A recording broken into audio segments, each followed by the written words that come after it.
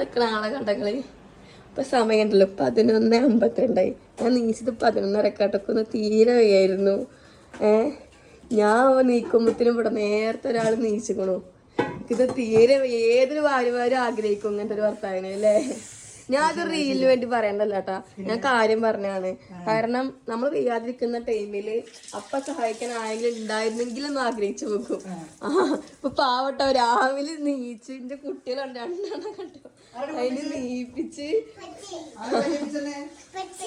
പല്ലിച്ച് കുളിപ്പിച്ച് ചായ കൊടുത്ത് പിന്നെ കണ്ടോ വെള്ളം വരേസ വെള്ളം പിടിച്ചിക്കണു.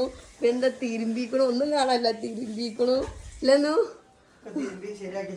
ചോറ് ഇറക്കി വെച്ചിക്കണു. ഞാനൊക്കെയുള്ള ചായയും കടി ഇവിടെ റെഡി ആക്കിയിട്ടുണ്ട്. ചായ ഉണ്ടാക്കിയിട്ടില്ല കേട്ടോ, ചായക്കടി പോയിട്ട് ഹോട്ടലിൽ നിന്ന് മേടിച്ചു കൊടുക്കണം.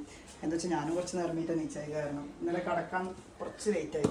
പക്ഷെ എന്നാലും തീരെ വയ്യ, അത് കാരണം നമ്മളിന്ന് ഇറങ്ങി. പിന്നെ ചായ റെഡി ഉണ്ടല്ലേ, കുട്ടികൾ ഫുൾ ഹെൽപ്പിംഗ് ആയിരുന്നു. ഞാൻ സാധാരണ പല്ലിയൊക്കെ വിളിക്കണമെങ്കിൽ ചൂടായിട്ടൊക്കെ നീക്കണം, വാട്ടി കൊടുത്തിട്ട് നീക്കട പല്ലിയേക്കാരെന്നൊക്കെ പറഞ്ഞിട്ട് നീപ്പിക്കല്. പക്ഷെ ഇന്ന് അവരെന്തോ അടിപൊളിയായിട്ട് 2 ആളും നീച്ചു. ഞാൻ പറഞ്ഞു ഒരു സ്ഥലം വരെ പോവാണ്ടെന്നൊക്കെ പറഞ്ഞു. അപ്പൊ വേഗം ചാടി നീച്ച് പല്ല് വെച്ചു, കുളിച്ചു.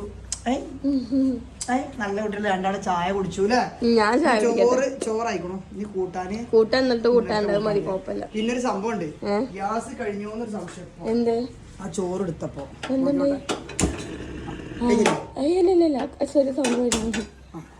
ചെറുങ്ങനെ കഴിയാനായിട്ടുണ്ട്. ഗ്യാസ് ഏകദേശം കഴിയാറായി. ഞാൻ പെട്ടെന്ന് കെട്ടപ്പോയ ചെയ്തു, ചോറ് ഇറക്കാനത് കെട്ട പോലെ തോന്നി. അപ്പൊ എന്തായാലും ഇതുപോലെ കൊണ്ടാട്ടിമാരെ ഹെൽപ്പ് ചെയ്യാന്നല്ലേ പറയാൻ